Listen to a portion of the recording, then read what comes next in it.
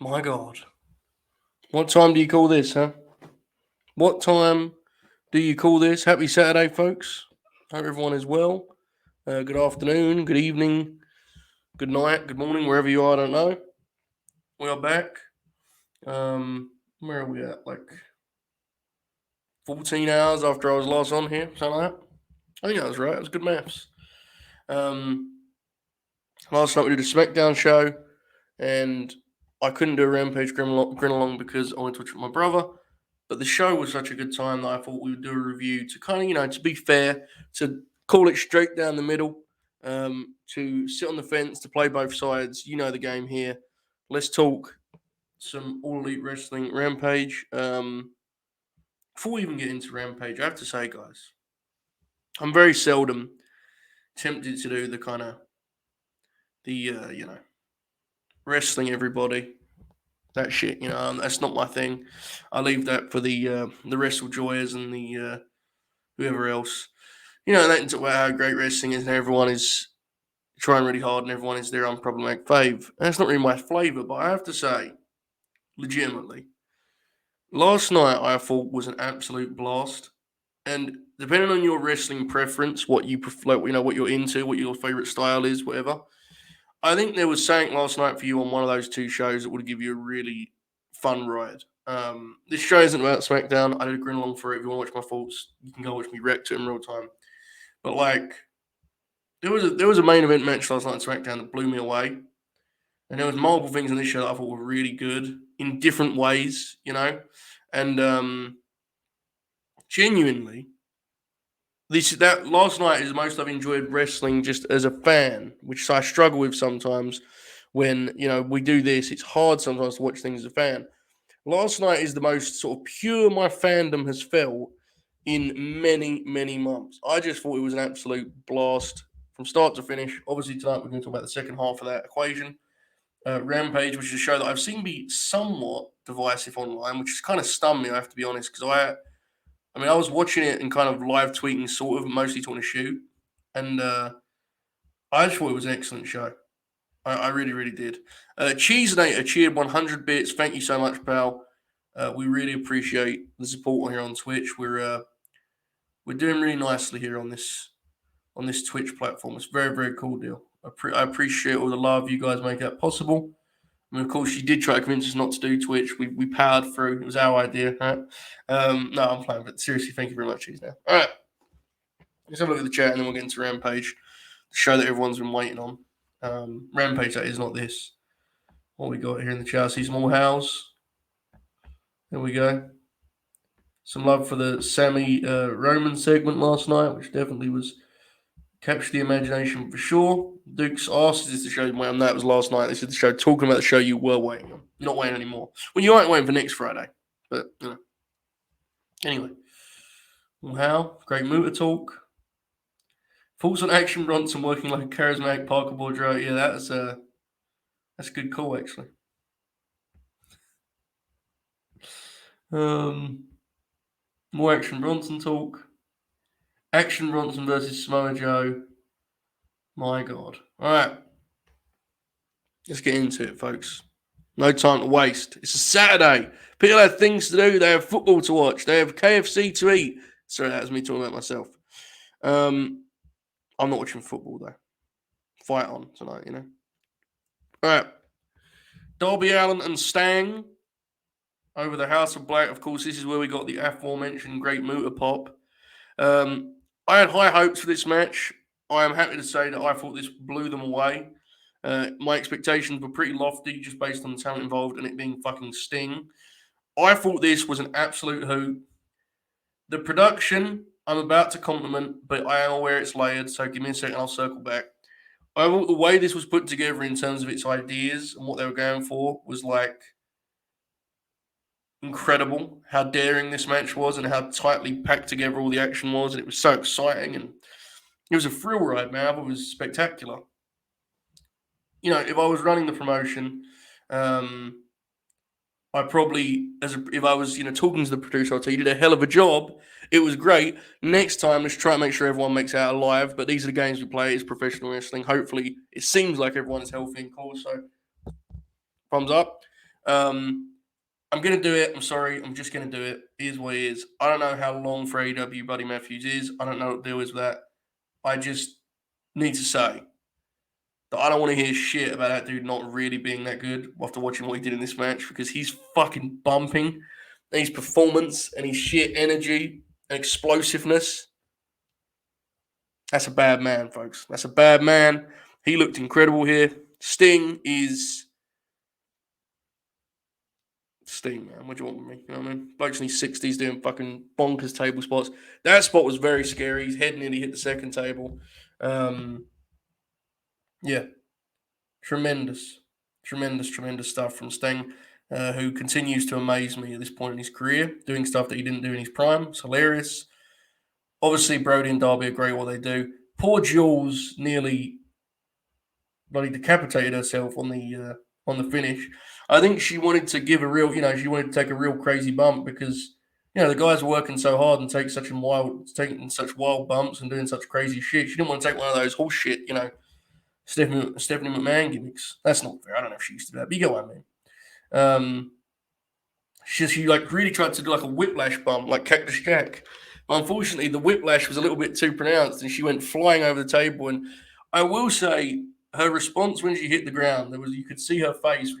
It looked more like she was mad at herself for that than being like, out of it, which is good, I guess. So, yes, shout out. The big headline, obviously, though, which we'll get to now, the Great Muta coming out, and I love the way they gave him his whole presentation. I love the way Sting and Buddy sold it in complete contrast to one another. I loved Buddy like getting out of the way because he wasn't sure which side Muta was on, even though Sting was laughing and shit. Ruled. The Mist looked fucking awesome. So on and so forth. What a cool moment. I think one of AEW's biggest strengths in their kind of 3-year existence now is their ability to tap into wrestling history and wrestling nostalgia and do it with some kind of, do it in a nice way. Do it in a way that makes people happy and makes people fondly remember those things rather than making them grimace and say, oh, God, that was a very long time ago.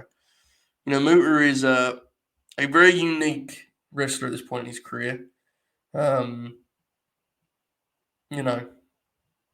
He struggles to get around at all, but I did see him have like a 4-star match with Kaito a couple months ago. I'm aware he's had very much sub 4-star matches. The one he won the belt in was kind of awesome too, even though the finish drove people nuts. So I don't really know how he manages to like do anything based on the fact that he walks that way. But king shit, don't doubt the great ones. You know what the deal is. The Dragon Screw did look good again. Australian Nightmare, big part of that. He took it fucking awesome. But yeah, Sting is going to wrestle in Noah, which is fucking insane. And actually is one of those things that when you hear it is infinitely cooler than Sting, than Muta wrestling in AEW. Like, that can happen too if you want it to, I guess. I don't think it's going to, but it is way cooler that Sting goes over and fucking works like a 6-man with his long sleeve t-shirt on, Awesome stuff. For those of you who haven't seen any of that, I strongly recommend seeking out Muta's like excursion because it's one of the more significant moments in the history of. I mean, it's a major moment in like Japanese wrestling history because Japanese wrestlers would get work in the US in a particular role, and WCW very much positioned Muta to fill that role on his run in the late 80s.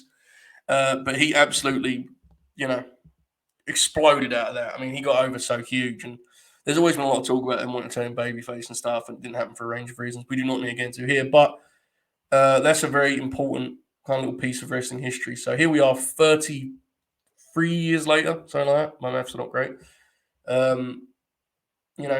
Arthur Ashe, brother. What a moment. What a cool deal that is. So Sting continues to be one of the more, consistently positive things in AEW. And I think he represents a lot more than just the paint and the matches and the promos and whatever else. I think he's, a real symbol for the promotion. I think AEW has such a fondness for history and such a passion for wrestling history. To me, Sting is like the center of that because Sting represents, let's be honest, Sting represents the non-WWE of US wrestling for the last 35 years. And he's still that way. It's a really cool deal. I think it would be great if he was just a personality on the show. The fact that he does the stuff he does is fucking bonkers. And long may it continue as long as he feels okay out there and isn't doing too much damage to himself. Obviously. As for the House of Black, I've been consistent on this all week. I don't think you're going to see them back as a unit. I could be wrong. I mean, quite frankly, you guys, I hope I'm wrong. Seeing Buddy wrestle like this reminded me of how much that dude fucking rocks. But Brody King is a player. I think, if nothing else, I'd just like to say I hope that Julia gets to stick with Brody because I think she could add something to his act. I think she's really thrown herself into this shtick and, deserves credit for that because she's very, very new to pro wrestling and she has gone for it. So hopefully her and Brody can stay, as if Buddy stick around, they'd be a great team. But we will see how it plays out. All right. Action Bronson and Hook defeated the JAS 2.0, whatever you want to call them, Angelo Parker, Matt Menard. God almighty, man.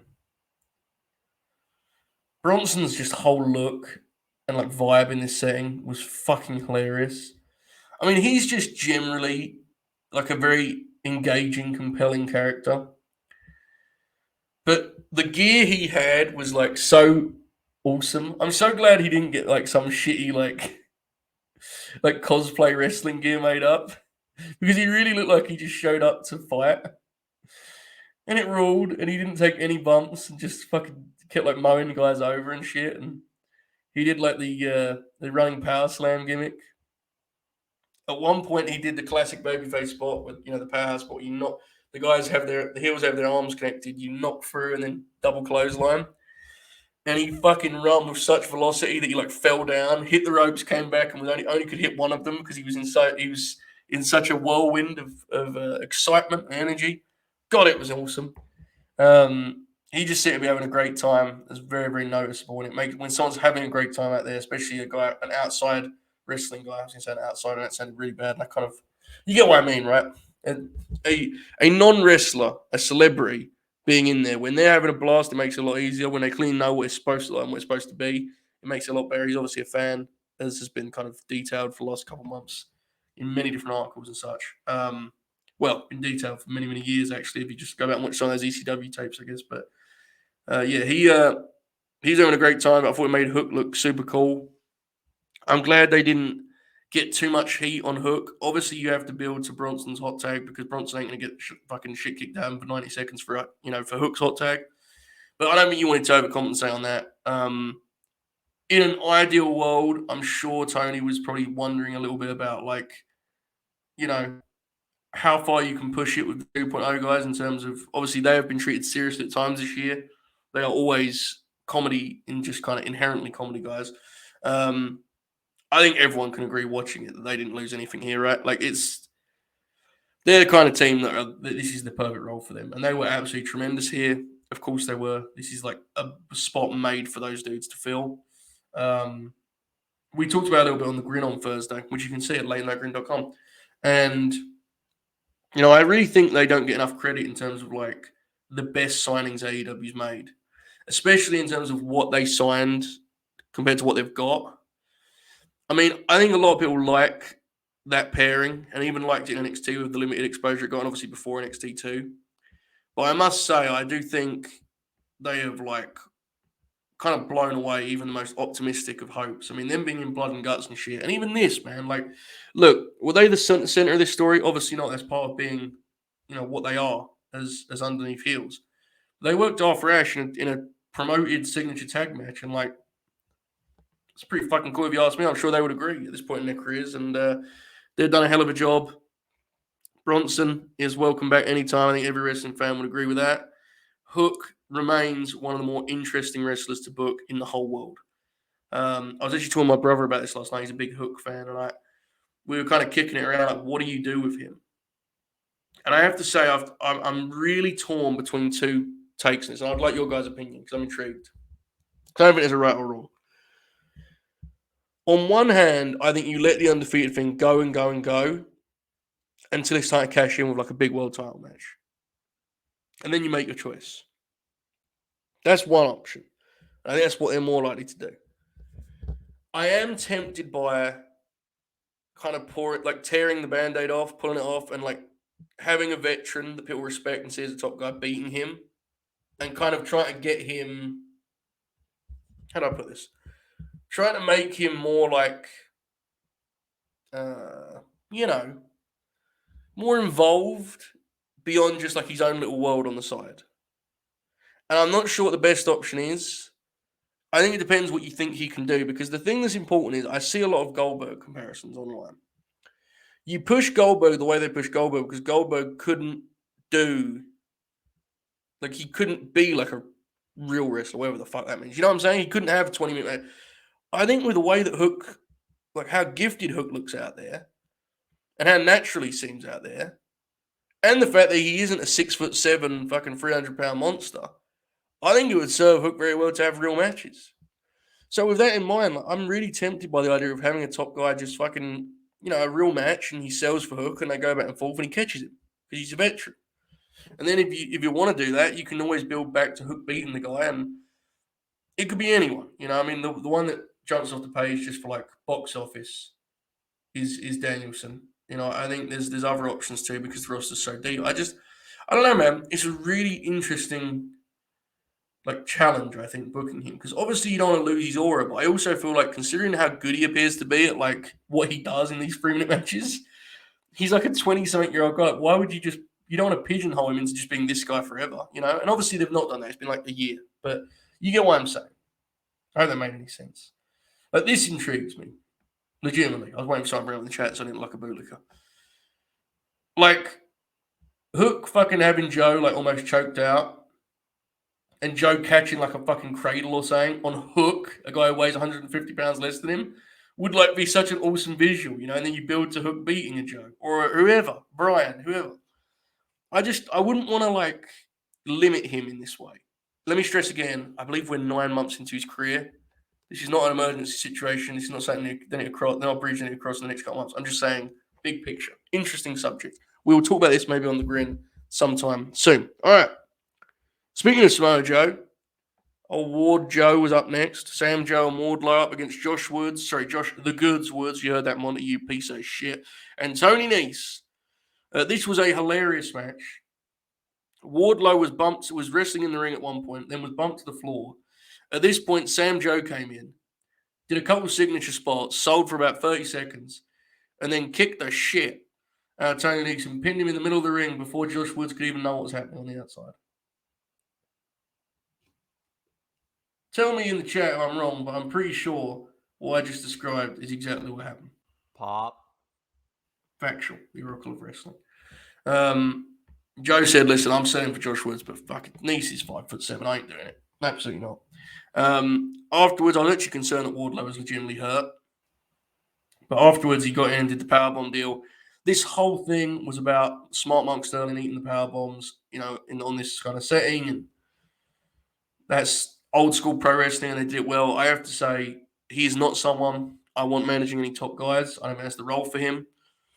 Smart Mark Sterling is really fucking good at this job. He's incredibly selfless. He's very willing to be a complete goof, which is actually an art form in itself. He's embraced this role, and as an underneath heel manager, he is excellent. Again, I don't think he's the guy you put with top guys, because I think he will kind of take the cool off their act a little bit, take the shine off them a little bit. My God. I actually work for Jade very well, because Jade kind of uses him as a punching bag. But you get what I mean? But in this role, he is just about perfect. I think it's very clear, and I've talked about this before, I think this could very well be a one-off, but I personally just don't see that. I don't think you tease people with the visual of them last week without, get into some business. I think we're going to get Wardlow Joe. The big question there is, well, how do we get that? Does Samoa Joe turn heel? Which would be a very logical choice looking at the roster right now, but at the same time, I just think it's really hard to get people to boo Samoa Joe. Almost always and forever, but especially in 2022 where everyone's just kind of happy him around. I would be tempted to just do sort of a big lad babyface match where there's a respect element, but they're just kind of Clash of the Titans vibe. You know what I mean? I wouldn't overcomplicate this. Joe is obviously going to put Wardlow over, and that is going to be a very cool kind of spectacle for a pay-per-view, I'd hope. underneath on Full Gear. You know, and it's an endorsement. That's what you're trying to do here. You're trying to endorse Wardlow with a guy like Joe, who, while Wardlow is absolutely, super over and stuff, Joe's been around for TV now for fucking 17 years, so it's still a nice deal. I like the title unification element, as I said to you guys before. I have to say, as a fan of Joe, this isn't a super big deal or anything because the Double or Nothing house was big, so well.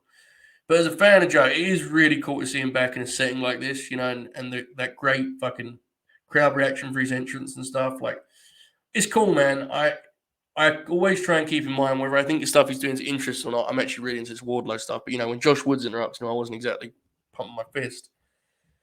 6 months ago, it really felt like Joe may be done, right? There was a lot of kind of suggestion he wouldn't wrestle. A year ago, it certainly felt like he was done.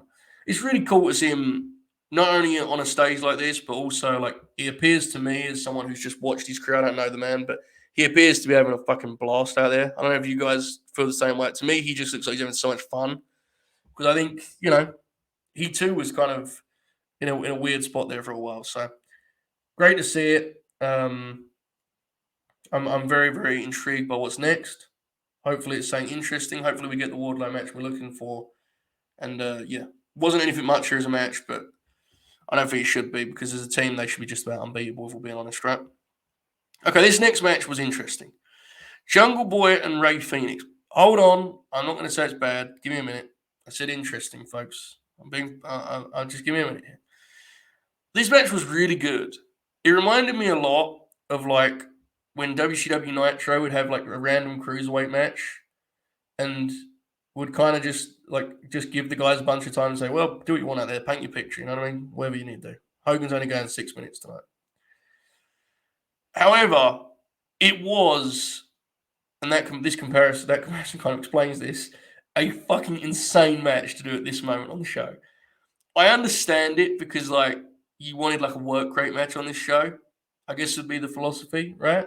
Because you have like 2 plunder matches, you have some celebrity, you have some squad, like 16 minutes of a just random mid card match is something AEW have never done, and I am gonna say I think it's something they actually should do.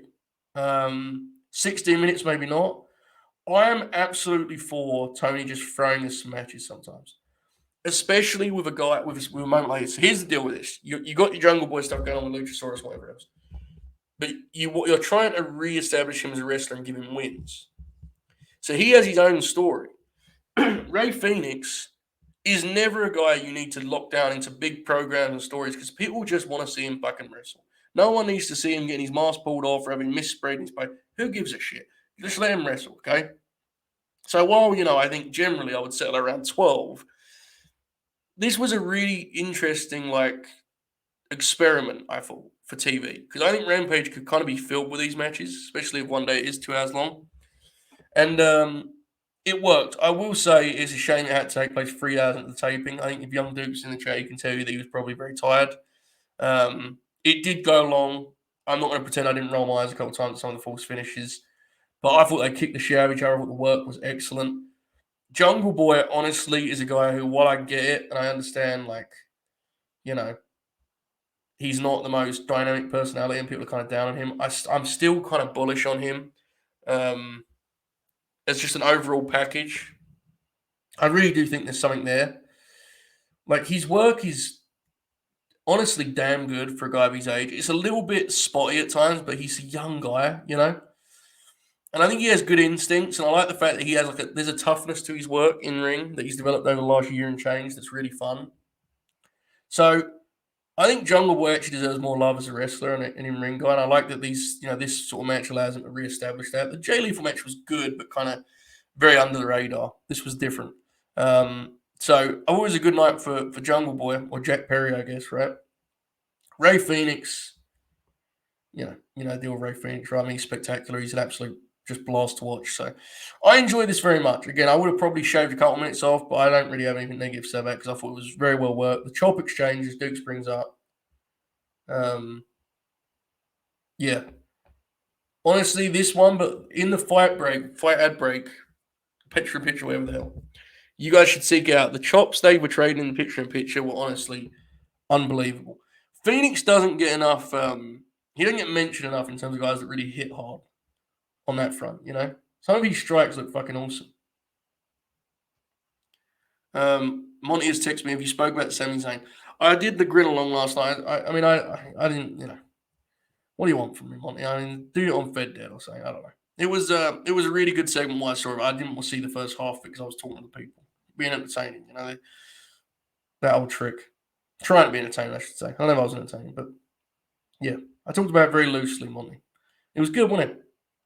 Anyway, Sammy Guevara and the Mad King, Eddie Kingston. Folks, it's about to go. We're about to go on a ride. On Wednesday night, some allies of mine sent me messages and they said, Joey Bing Bong, you're in big trouble. I said, why am I in big trouble? Did Sam Joe do a flat job to Tony Nese? It was not what happened. I was told by multiple people that I would be better knowing what happened to the Mad King Eddie Kingston than watching, which I can confirm was a complete lie. I was very mad when I was informed of this result because it seemed like an indication, it probably is, that the feud's going to continue, which who could possibly care? It seemed like horse shit. It seemed like overcomplicating. I didn't like the finish, hearing about it, reading about it, whatever. But I am kind of stunned what I'm about to say here, but I'm going to say it anyway. Folks, I thought the finish was very good and was very well done.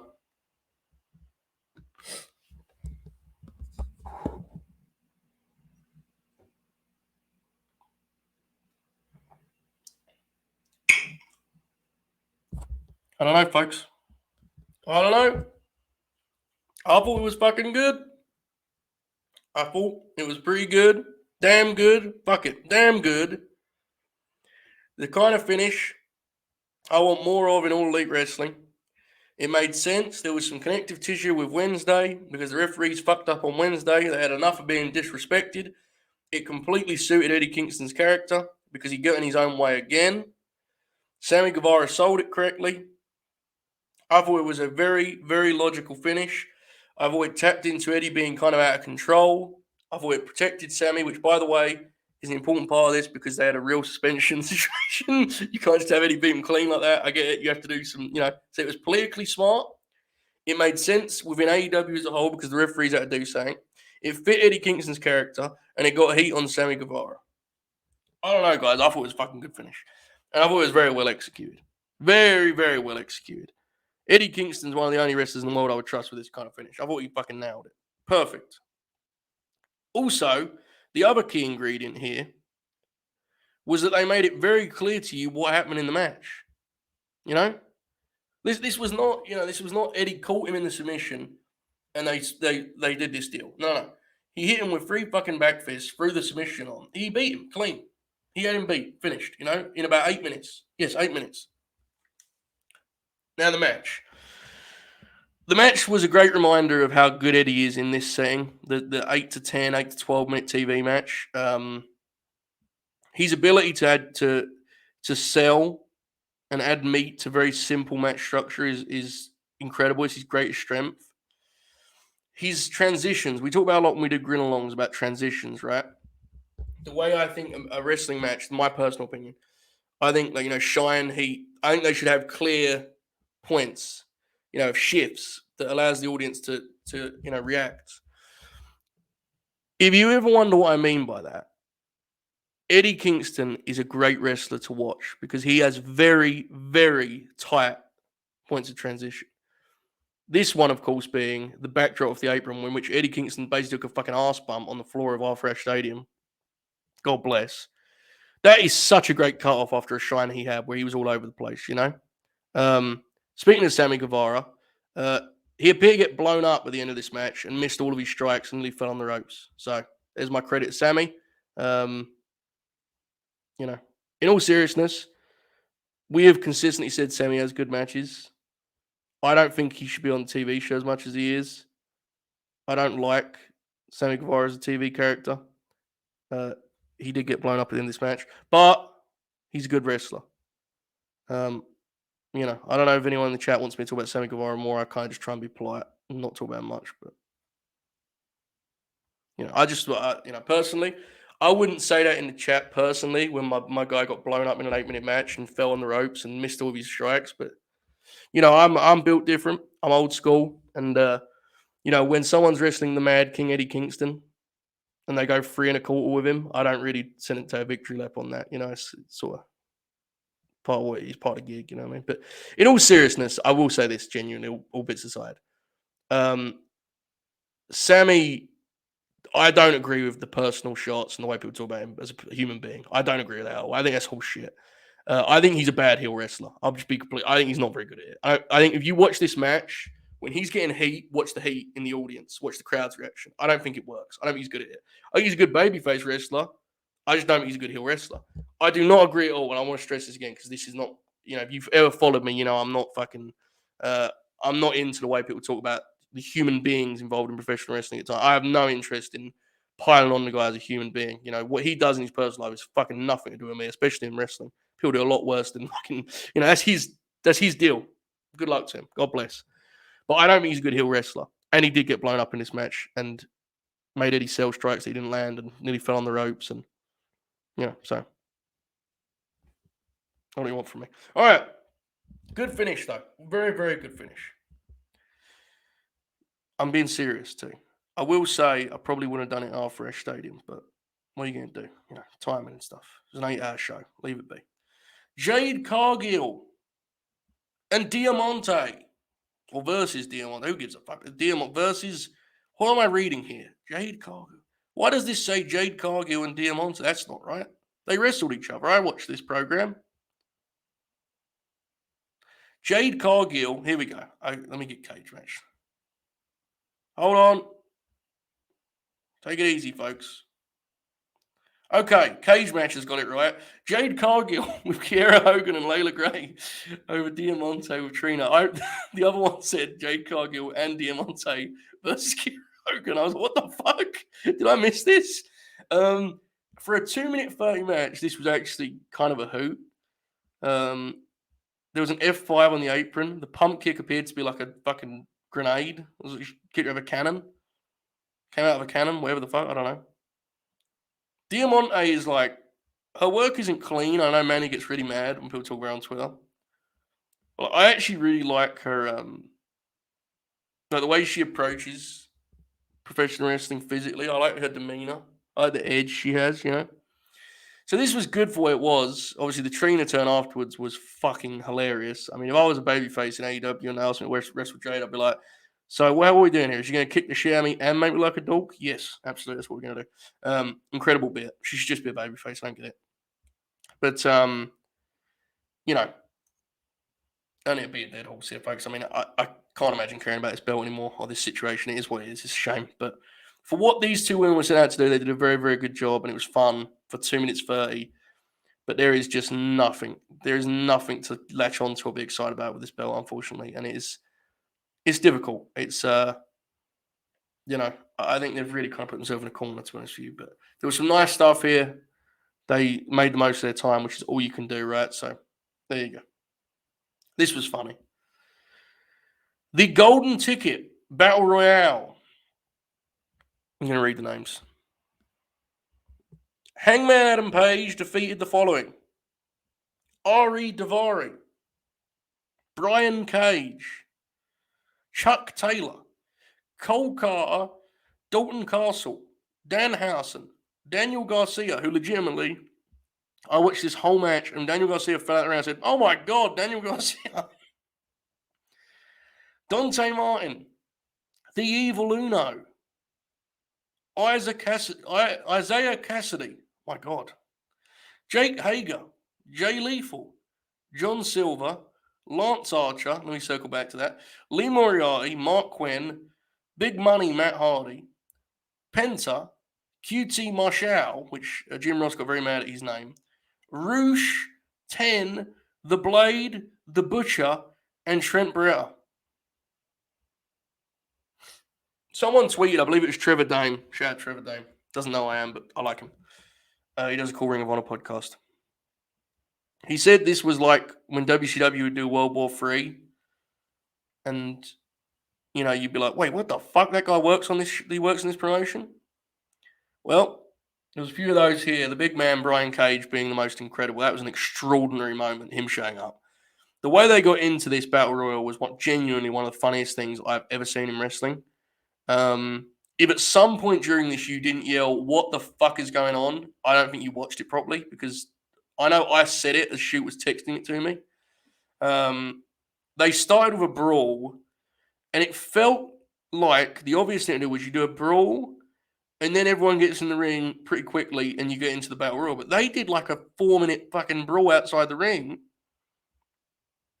and it was like, as the match started, no one was in the ring, and then they came back from the break, and everyone was still outside.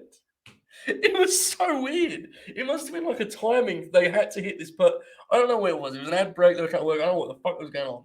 But it was an edited show, which makes it even funny. The pre-match went on so long that you had to sit there and be like, is this the match? Is it a reverse battle royal? Have we missed something? Is there a memo that's come and gone across Mike Tenay's table? What's happening here? I don't know. What I know is they did a battle royal. There is nothing funnier in AEW. In the whole promotion, there is nothing funnier than all of their matches having these elaborate, extensive sequences and ideas and spots and like things. Other than the battle royal, in which AEW approaches the battle royal like the 1980s World Wrestling Federation, like AEW battle royals are in bulk. Guys just kind of brothering around, throwing punches in the corner. Let me be clear, it's not a criticism; it's very much a compliment. But it just pops me that there's so many like set pieces in other matches that in AEW when they do battle royals they mostly just do just like kind of fill time, and then we'll get to the final four and we'll kind of know what we're doing then. Final four was pretty good stuff actually. A few highlights here. Firstly, I would have kept Garcia out of this because I just I didn't think it was a great presentation for him. No big deal. I just would have. Brian Cage being in it is really funny.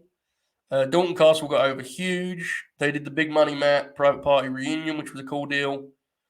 Jay Lethal took a flip bump, which was good. Lance Archer, this was the highlight of the match by far.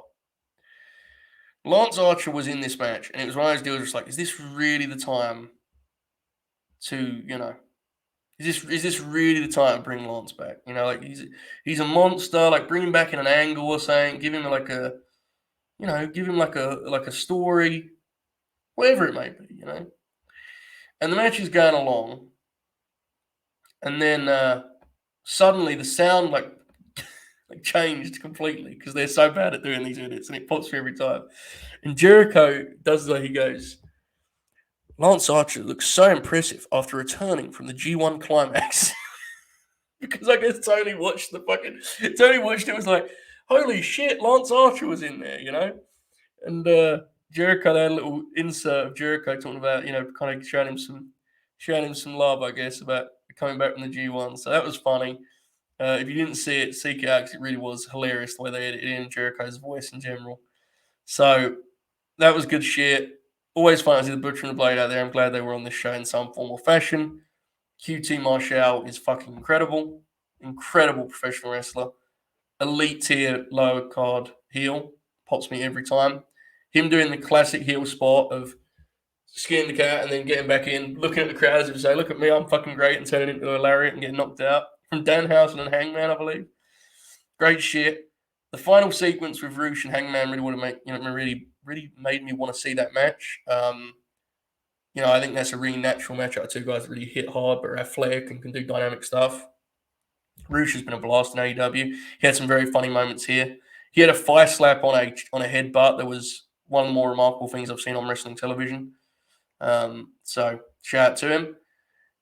Really interesting, the Hangman kind of decision. Once you looked at the lineup, it kind of made sense, right? Because it's like, look who else was in the match. They've already done Roosh. They've already done Lethal with Moxley. Not for the belt, they did that match. It's like, it's a big match, and they're trying to get some momentum. And I think they actually have momentum right now, frankly. Miro would have interested me. I agree with JR, but I don't know what to do with Miro right now. And it makes sense in that world, but like, Hangman being the guy that's going to wrestle John Moxley in Cincinnati is really interesting. And I'm not saying this should happen or it will happen. I must admit, I am increasingly open to the possibility of a Hangman heel turn. Let me stress again, folks.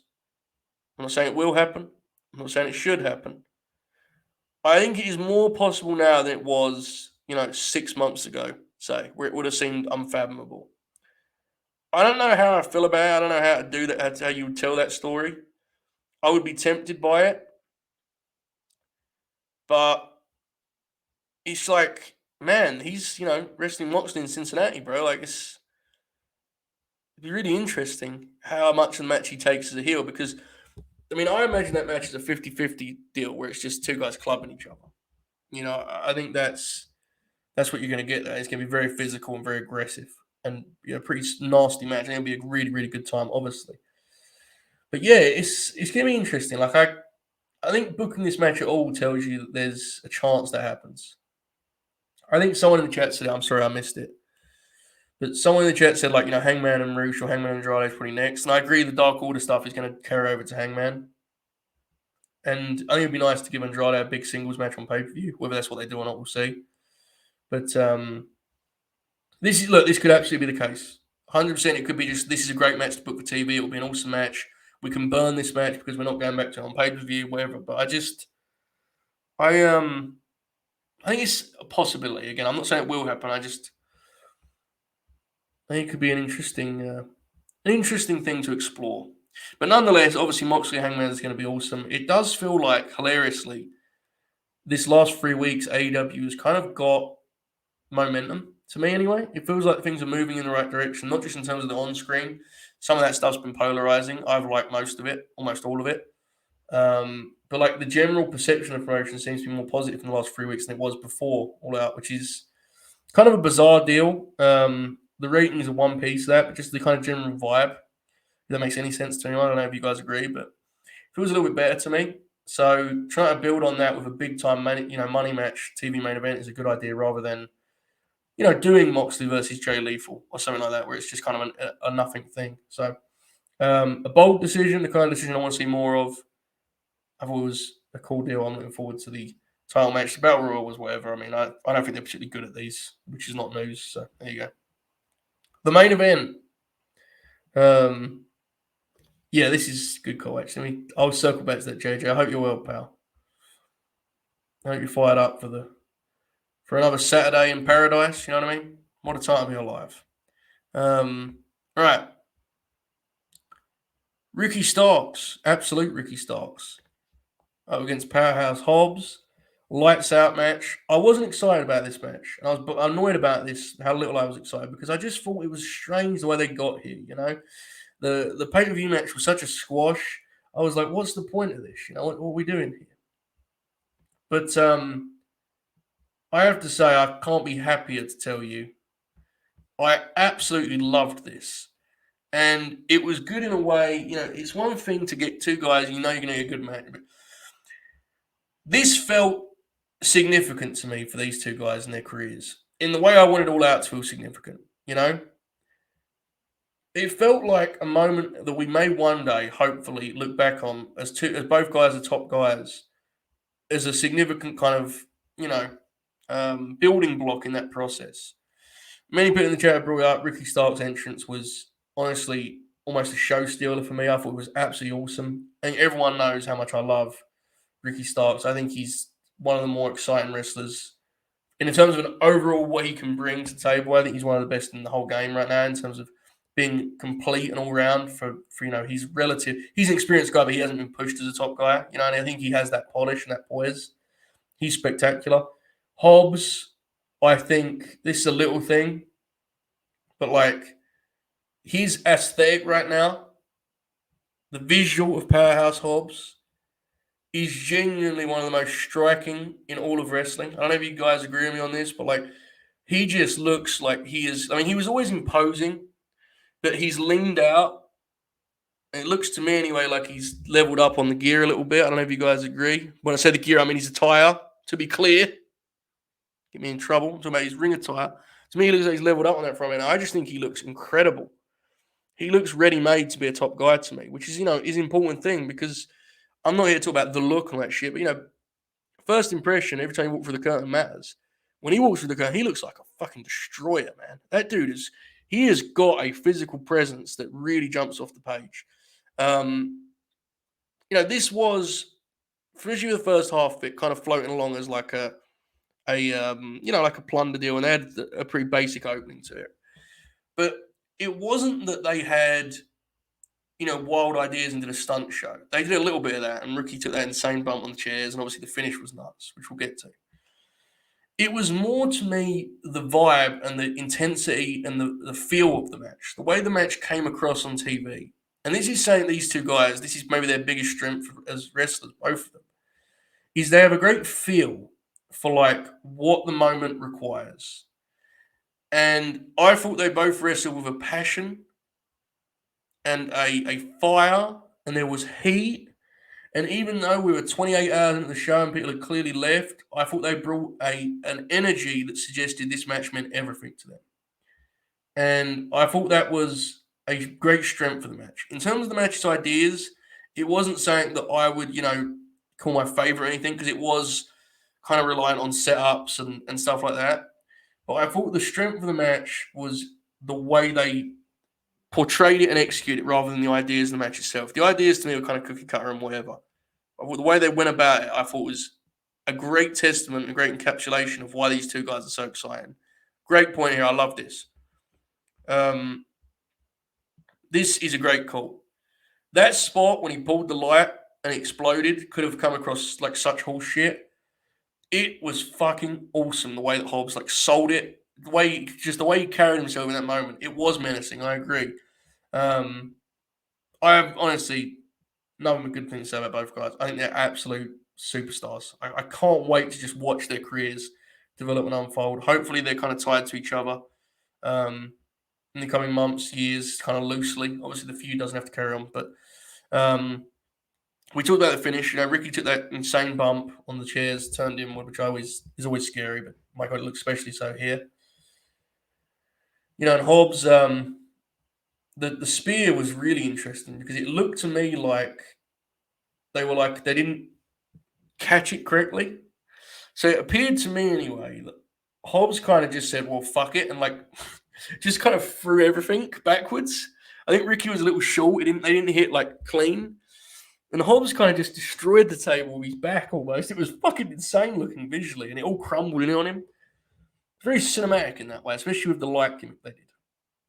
And then, of course, afterwards, the spot with the light over the head looked incredible. Again, very cinematic. I mean, that's a compliment in this case.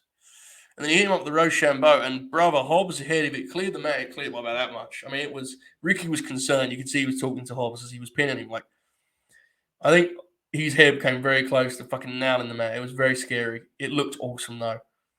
Really fun main event. I much preferred it to last year's Lights Out match, for sure.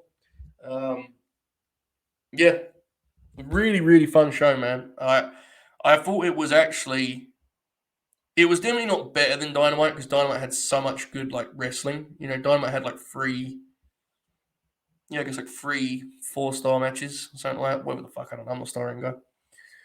But I thought this was actually more fun. I hope you guys agree. Tell me what you guys thought in the chat. I'm intrigued if I'm alone on this because I haven't really seen a lot of opinions today as I go up. But like, I actually thought this was like a really fun experience. Backup Hangman, not Hangman Adam Page, had a really fun, really accurate take, I thought, where he goes, it was like a house show. And he meant it in a good way. He was like, you can't remember the exact phrase he used, but what he was basically saying was, it felt like they were playing for the crowd, and we were getting to sit in on it for the night. It had a really uniquely intimate feel and laid back feel, considering it's such a big episode of TV. It's one of my favorite episodes of Rampage ever. Legitimately, I thought it was an absolute blast. There was nothing on it that I was slamming my fist on the desk. I will say your mileage may vary on the Eddie Kingston finish. I know people were very mad about that, and I get it to an extent. I just thought it was good pro wrestling. But honestly, those of you that watch me will know that's not a surprise because I'm not as, you know, the clean finish stuff isn't as big a deal for me. So I actually thought it was a smart finish. So. But that might be a big thing that makes people like it less. I just thought it was a blast. I really did. It was a really cool time. There you go. Felt like an after party, not a bear show, but a more enjoyable show.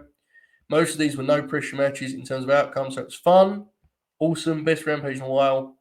Had less stakes to it, which gave it a different feel for sure. Definitely more laid back, right? Almost like an all-star game or something. Plus a violent lights out match and a violent sting match, I guess. But you get one. It was a 2-hour show. It didn't feel like it went 2 hours. Yep, Rampage was less serious but more fun. Agree, 100%. All Japan level Rochambeau. There you go. I like that. All right, a couple of things here in the chat before we get out of here. Hope you guys enjoyed this. I know it's a different time slot. I'm always amazed at this community coming out when I just randomly announce shit like an hour before. I agree totally with this, brother. I think you've nailed it. Couple of things here in the chat. Good brother. Slacker brings up. Them doing Mox vs. Juice is a weird decision. I kind of would prefer to Mox Hangman back and forth or saying. I do wonder if sometimes, firstly, before I go any further, I'm into the decision because I love their first match together. I can't really remember their second one, but their first match fucking ruled. So I'm into it big. I will say, though, it is. I would wonder if maybe Tony should sometimes be like, I know you want to wrestle, John, but like maybe we could do something else.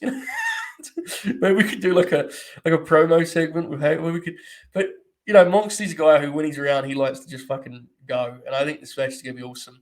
For those of you who haven't seen it, Shoot and I are actually going to try to do a grin along for Juice and Moxley 1 because I know it's on YouTube.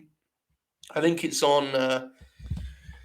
I think New Japan uploaded like a Moxley compilation, so we're going to try to do a grin along for that. I might even be able to put it on the screen because some of the New Japan stuff they let you do it. Don't tell anyone about that. I'm not sure they know either, but we'll see. Even if it's not on the screen, we'll do a grin along because I don't know if you guys have seen the match, but it is really, really fun. And like Paul says, I agree with him. I think Juice has kind of been a hoot in his Bullet Club era. It seems to have rejuvenated him. Juice is a really fun wrestler, and I actually think I said about Jay White before. I think he's an even better example. He's a guy who's absolutely suited to being in US TV. I think that match may kind of rock it, honestly. I'm pretty sure it will. But I agree with you. It does feel like you could have easily done a promo or like a setup segment or whatever. But yeah, I'm excited for that. One other thing. JJ's here. He says, hello, Bert. I hope you're having a great day. Please discuss the LNG powers tweeting Tony Khan at 2 a.m. to describe the platform. I cannot tell you genuinely how much that popped me because I was asleep by then. And I saw the business with, Bix and all that was going on there. And look, people have opinions on it. I just thought it was funny. I mean, it's silly, but who could really be mad about it? It's funny. And I clicked on, I didn't see the app because I was on my account. And I clicked on the tweet and was just scrolling. And I saw because obviously I follow you guys, I saw right at the top, follow the Late Night Grin and all the replies to it. And, that shit is like the coolest thing ever, man. And I saw Brent's reply when Tony's eyebrows went up, and I don't know, man. I don't want to get sappy here. I did that enough yesterday on Twitter and stuff, but like, it's the fucking coolest deal. Like the community element of what we do, and while we're not a big platform, I really do fucking believe that punching above our weight shit. I look at some of our numbers. Considering that our base is so small, we have such a locked-in base that it's like you wouldn't even know with some of our numbers. Like, it's the absolute coolest. I've been lucky to be in this space for a while now, and it will never cease to amaze me that when I used to be on Twitch for Fightful, we would do numbers that are like very comparable to what we do here. And I don't mean that as a dig at anyone at Fightful. I wouldn't be here if it wasn't for that stuff. So I would just mean it lovingly to what you guys allow us to do. And showing up and having almost 40 people in here at fucking noon on a Saturday in a time slot we've never done before to hear me talk about Rampage. Like, it's the coolest shit ever, man. Seriously. It means more than you'll ever know, I think, to all of us. But I'll speak myself and say, to me, that's the shit that keeps you going, man. It really does. It's a hell of a time. Bobby Fish, we'll close with. Some of you may have heard me talk about this on Discord. I may have alluded to it on a show I don't know, but I definitely think I talked about it on Discord. I know I had an extensive conversation with Jack Crosby about it a couple of weeks ago. But from what I could gather, and this could be wrong for his sake, I kind of hope it is, but from what I could gather, there was not much Bobby Fish WWE contact, which is very funny considering how much WWE was in contact with everyone else. Which means that he basically just fucking went off on a mad one and just said, fuck it. You ain't leaving, I'm leaving. And that is incredibly funny if he had no deal waiting for him. Shout out to him, man. I'm with real you guys. You're never going to hear me bury Bobby Fish. I think he's fucking hilarious. Sometimes inadvertently or unintentionally, but I think he's funny. I'm sorry. Him rebranding himself as like a shooter. Brother. I just think, to me, he's like an old school wrestling character. You know, I'll never forget, while we're talking about Bobby Fish before I get out of here. I did a segment, whatever the fuck, on one of these shows. I talked about how, you know, Bobby Fish, he would never kick out of 3.1. Yeah, he's a pro. Because the boys do like Bobby Fish. I believe this to be true. I was like, he wouldn't do that. And then I got told by some people that he absolutely did do that. And I was like, oh, this guy's next level. He's even better than I thought he would be, you know? But I hope Bobby is doing good in all seriousness. Some people seem to be worried about Bobby. And if that's the case, and I hope he's good.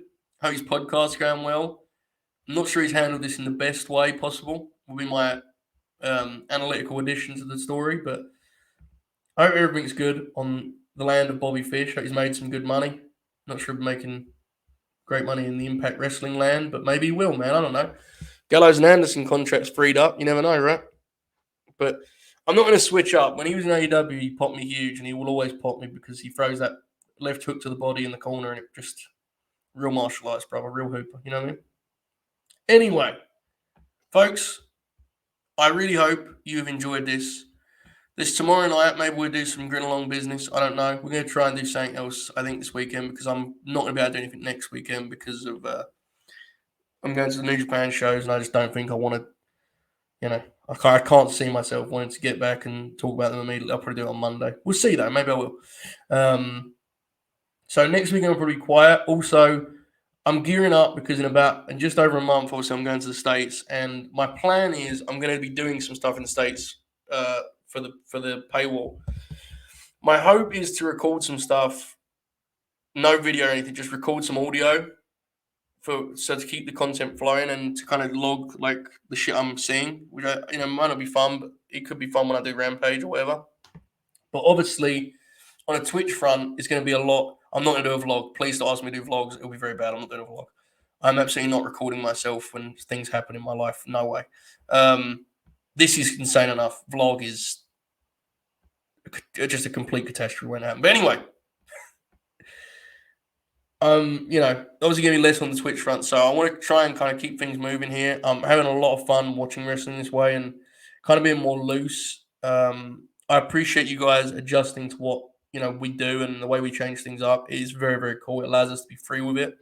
So, we'll see how it goes. I don't know if we're going to do a Raw Grin Along because they are long and it ends at 4 a.m. I'm sorry, it's difficult. But we'll try and just come up with ideas and different stuff. And if you have any ideas and stuff you want to see, tell us. Next month is a big month. We have the LNG draft that you may remember last year produced Mikey Whipwreck and Crowbar for the Oracle of Wrestling. That'll be starting in a couple of weeks. Next month, we're also going to have 3 or 4 Halloween Havoc grin-alongs. And we're going to have 4 Halloween movie grin-alongs with Bobby watching Halloween for the first time.